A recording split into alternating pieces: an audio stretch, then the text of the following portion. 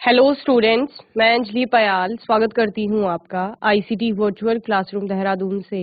कैसे हैं आप सब लोग? उम्मीद करती हूँ आप सब लोग अच्छे होंगे और अपनी लाइफ में बहुत बेहतर कुछ कर रहे होंगे।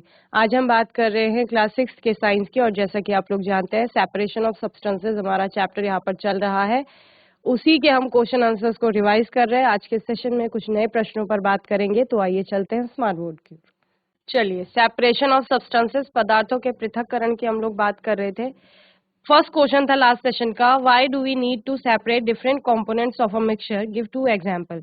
मिश्रण के विभिन्न घटकों को पृथक करने की आवश्यकता क्यों होती है, और इसके दो उदाहरण आपको बताने थे, यानी पृथक्करण के। तो मिश्रण के घटकों में कोई एक घटक ऐसा हो सकता है कि जो दूसरे घटक को खराब करे, या फिर उसकी वजह से दूसरा घटक खराब हो, या आपका एक घटक अनुपयोगी होता है। तो उस केस में आप क्या करते हैं? पृथक्करण का प्रयोग करते हैं, यानी पृथक करते हैं दोनों घटकों को, या जितने भी घटक पदार्थ के वहां पर उपस्थित है मिश्रण में। ओके, तो इस प्रकार से आप आंसर लिखेंगे, when two or more substances are mixed together they form a mixture. Components of a mixture should be separated because some components may not be useful or may spoil the useful component of the mixture. Example, tea leaves are separated from the liquid with a strainer while preparing tea. Removal of stone pieces from wheat, rice or pulses by hand. Okay, so जब दो या अधिक पदार्थ मिलते हैं तो मिश्रण बनता है। मिश्रण का एक अनुपयोगी घटक दूसरे उपयोगी घटक को खराब कर सकता है, इसलिए घटकों को पृथक करने की आवश्यकता होती है। उदाहरण, चाय की पत्ती को चाय से छानकर पृथक करना, और हाथ की सहायता से पत्थर के टुकड़े, कंकड़ को गेहूं, चावल और दाल से पृथक करना। ठीक है ना? तो इस प्रकार से आपने इसका आंसर लिखा था। सेकंड क्वेश्चन था, what is winnowing, where is it use. निष्पावन क्या है, इसका उपयोग कहाँ किया जाता है, या यह कहाँ उपयोग में आता है। ठीक है ना? तो निष्पावन क्या है? जब आप कोई मिश्रण में आपको हेवियर और लाइटर कंपोनेंट्स दोनों ही प्रकार के कंपोनेंट मिक्सचर में हैं, तो आप पूरे मिक्सचर को एक हाइट से नीचे गिराते हैं। एक साइड से आपकी हवा चल रही होती है, तो हवा के साथ साथ जो लाइटर कंपोनेंट्स होते हैं वो उड़ करके अलग हो जाते हैं, जबकि हेवियर कंपोनेंट्स आपके वहीं विनोइंग प्लेटफॉर्म के पास गिर जाते हैं। The method of separating the component from mixture is known as winnowing. In this method, heavier and lighter components of a mixture are separated by wind or by blowing air. This method is used by farmers to separate lighter husk particles from heavier seeds of grain. Okay? इस विधि का प्रयोग मिश्रण के घटकों को पृथक करने में किया जाता है। इस विधि में वायु प्रवाहित करने अथवा हवा का प्रयोग करके भारी व हल्के कणों को पृथक किया जाता है। इसका उपयोग किसान अनाज के भारी कणों से हल्के भूसे के कणों को पृथक करने में करते हैं। ओके, जिन लोगों ने नोट नहीं किया है वो नोट कर लेंगे जल्दी से।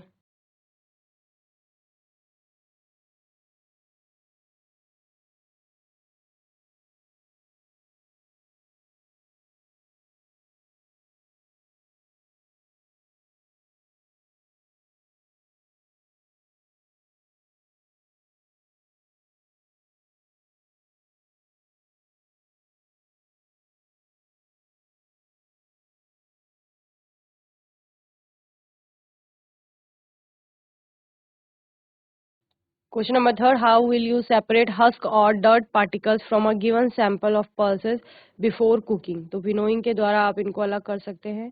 What is sieving? Where is it used? चालन क्या है, यह कहाँ उपयोग होता है? तो चालन एक विधि है जिससे छोटे कण चलनी के छिद्रों को पार कर लेते हैं, जबकि बड़े कण चलनी में ही रह जाते हैं मिश्रण के। इस विधि का प्रयोग आटा मिलों व रेत को छानने में किया जाता है। ठीक है ना? Sieving is a method in which fine particles are sieved through holes in the sieve while the bigger impurities remain on the sieve. Sieving is used in a flour mill to separate impurities like husk and stones from wheat before grinding it. It is also used as at construction sites to separate pebbles and stones from sand. Okay? चलिए, question number 5 है आपका, how will you separate sand and water from the mixture. How will you separate sand and water from their mixture. चलिए कौन answer करेगा, जल्दी से बताओ। रेत और जल का मिश्रण है, उसमें से आप इन दोनों को कैसे अलग करेंगे?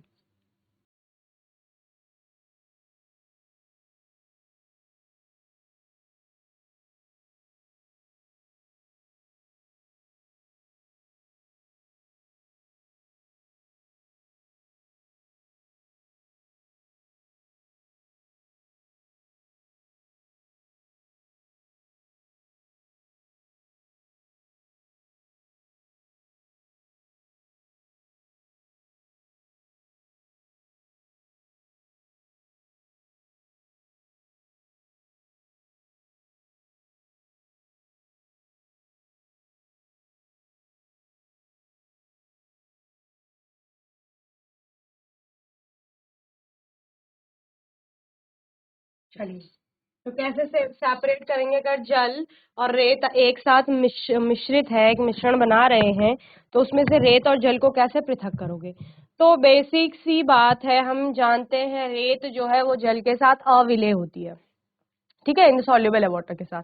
तो क्या होगा, हम उसको, आपने देखा था जहां पर भी लिक्विड के साथ इनसॉल्युबल सॉलिड कोई प्रेजेंट है, तो हम उसके लिए क्या कर रहे थे, वहां पर उसको छान रहे थे, और छान करके फिल्ट्रेशन से आपका क्या हो रहा था, वो मिक्सचर के जो कंपोनेंट्स हैं, जो इनसॉल्युबल सॉलिड है लिक्विड में, वो दोनों सेपरेट हो रहे थे, ठीक है ना। तो इसी प्रकार से हम यहाँ पर रेत और जल को अलग कर सकते हैं, ठीक है ना।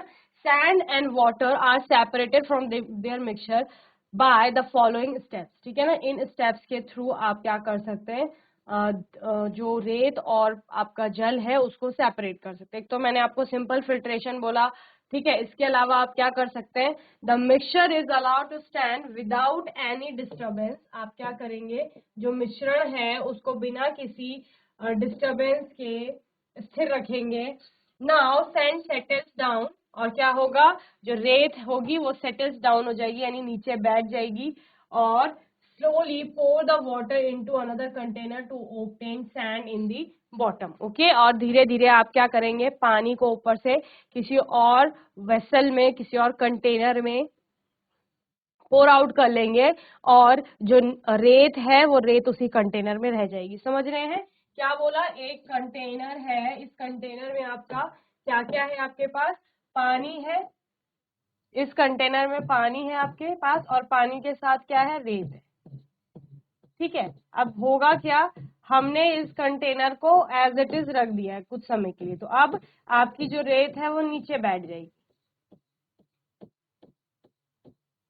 ठीक है, ये नीचे यहाँ सेटल डाउन हो गई। अब क्या करेंगे आप, जो ये ऊपर का जल है इसको किसी दूसरे कंटेनर में निकाल लेंगे, ठीक है ना, जल को, और इस कंटेनर में आपकी क्या रह जाएगी, खाली रेत रह जाएगी। तो आपने दोनों को, ये मिश्रण था दोनों का, और इस मिश्रण से दोनों को आपने क्या कर लिया, सेपरेट कर लिया है, ठीक है ना। और इसके अलावा फिल्ट्रेशन आप लोग यूज कर सकते हैं। फिल्ट्रेशन में क्या करेंगे, जो भी आपके पास मिश्रण है उस मिश्रण को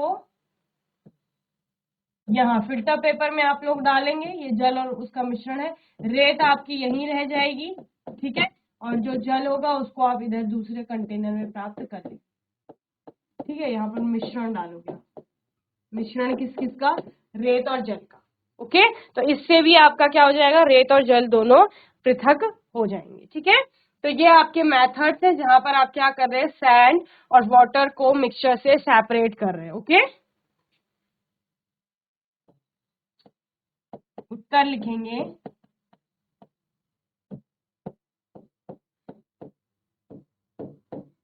रेत और जल को उनके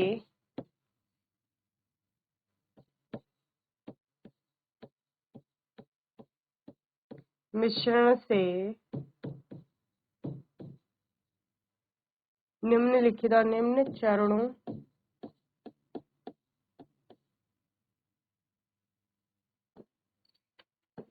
द्वारा पृथक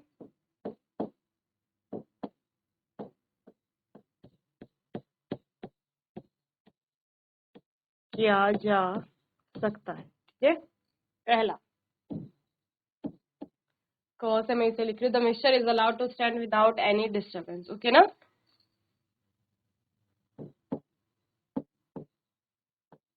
मिश्रण को स्थिर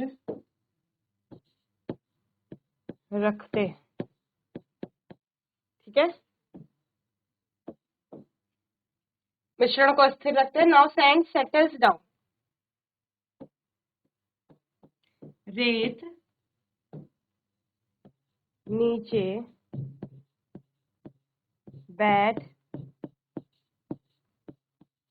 जाती है, ठीक है। Slowly pour the water into another container to obtain sand in the bottom, okay. जल को धीरे से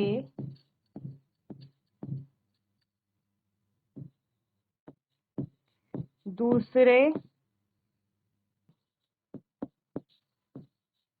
बर्तन में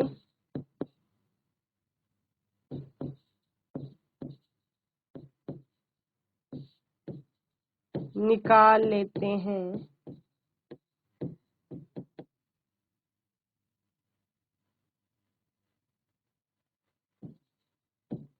तथा तली में रेत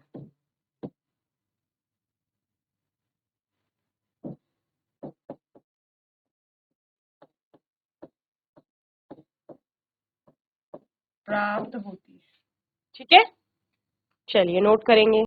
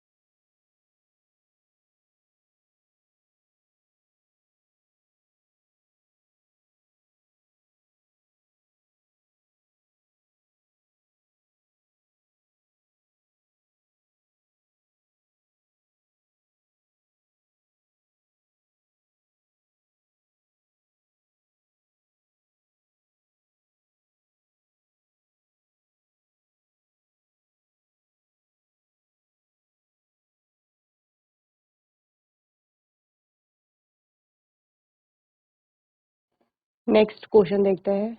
is it possible to separate sugar mix with wheat flower?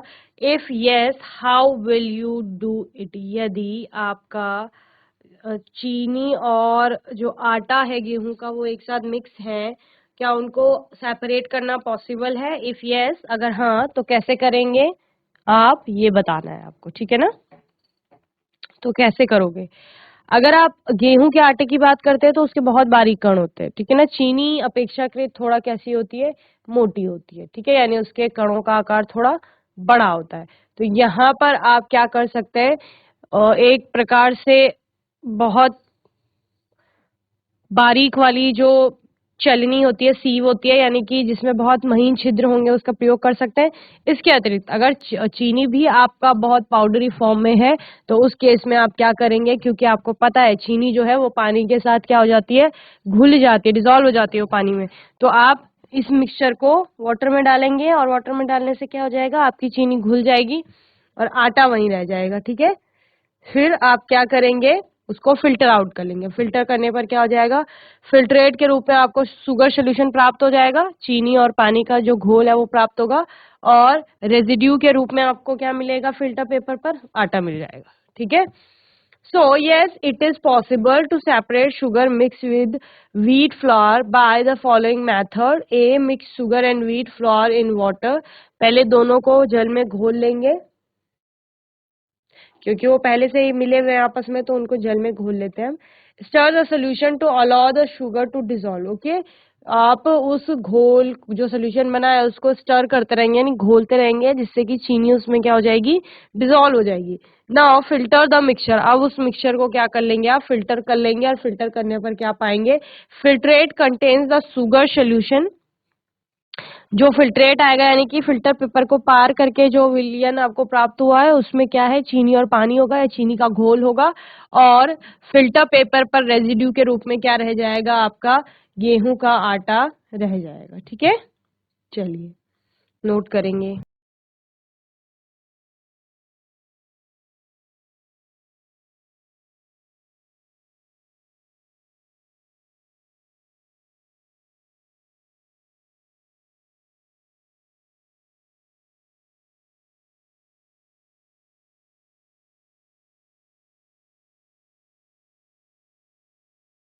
How would you obtain clear water from a sample of muddy water. Muddy water है आपका पास, यानी पानी है उसमें मिट्टी वगैरह कुछ है, क्ले पार्टिकल्स हो सकते हैं, उस मडी वाटर से आप को क्या लेना है, क्लियर वाटर प्राप्त करना है। तो क्या करेंगे आप लोग, तो इसमें भी मिश्रण है आपके पास, मिश्रण से आपको क्या करना है, जो उसके कंपोनेंट है उनको पृथक करना है। ठीक है ना, इसके अलावा यहाँ पर भी आप फिल्ट्रेशन का प्रयोग करेंगे, लेकिन यहाँ पर भी आपको डिकेंटेशन ही बताया गया। Allow muddy water to stand, mud get settle down on in the water and slowly pour water into another container. Okay, other than this we can use filtration method as well. Okay, हम filtration method भी प्रयोग में ला सकते हैं, जिससे muddy water जो आपका होगा वो क्लियर हो जाएगा। ओके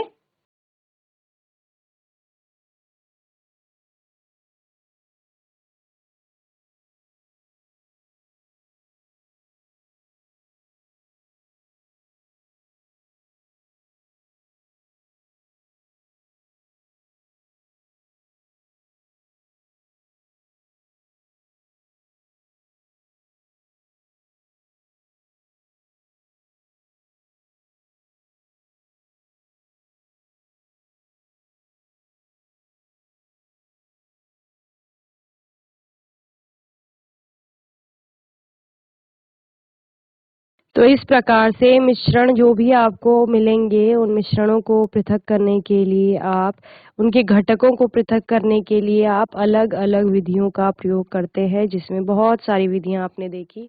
हस्तचयन से लेकर निष्पावन या यानी कि विनोइंग, और आपका थ्रेसिंग हो गया, इसके अतिरिक्त फिल्ट्रेशन की बात की थी, सेडिमेंटेशन, डिकेंटेशन, सेपरेटिंग फनल का यूज करना आपने देखा यहाँ पर किस प्रकार से किया जाता है। तो ऐसे ही मिश्रणों को अलग अलग विधियों द्वारा हम लोग पृथक करते हैं। ठीक है ना, एक और क्वेश्चन हम लोग लेकर चलेंगे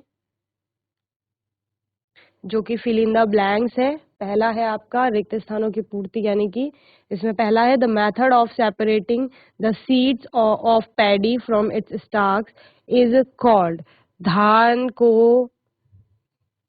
उसके जो डंठल से अलग करने किया जाता है, और इस विधि को क्या कहा जाता है। तो वो विधि मैंने आपको पहले भी बताई है, जिसमें डंठल से उसके डंठल वाले भाग से अनाज के दानों को पृथक किया जाता है। और पृथक किस प्रकार किया जाता है, या तो उन अनाज को पीटा, जो प्लांट वाला पार्ट है उसको पीटा जाएगा, बैलों की मदद ली जाती है, या मशीनों का प्रयोग किया जाता है, तो इसे थ्रेसिंग कहा जाता है। बी है when milk cooled after boiling is poured onto a piece of cloth, the cream is left behind on it. This process of separating cream from milk is an example of when milk cooled after boiling. जब दूध को उबाला जाता है, आप लोगों ने सबने देखा होगा, घर में सबके घरों में दूध आता है लगभग, तो दूध को उबाला जाता है, उबालने के बाद मलाई बन जाती है। जब उसको ठंडा किया जाता है तो उसमें एक परत जम जाती है क्रीम की, जिसे हम मलाई कहते हैं। ठीक है ना, is poured on to a piece of cloth, कपड़े के टुकड़े पर इसको डाला जाएगा। ठीक है, the cream is left behind, जो कपड़ा है उसमें क्रीम रह जाएगी आपकी, on it. This process of separating cream from milk, milk से क्रीम को या दूध से मलाई को अलग करने की इस विधि को क्या कहते हैं, या यह किसका उदाहरण है, तो फिल्ट्रेशन के अंतर्गत आता है। ठीक है ना, so the method of separating the seed of paddy from the stalk is called threshing, and when milk cooled after pour onto a piece of cloth, the cream is left behind on it. This process of separating cream from milk is an example of filtration. Okay, यह निस्यंदन का उदाहरण है। Okay, चलिए note करेंगे।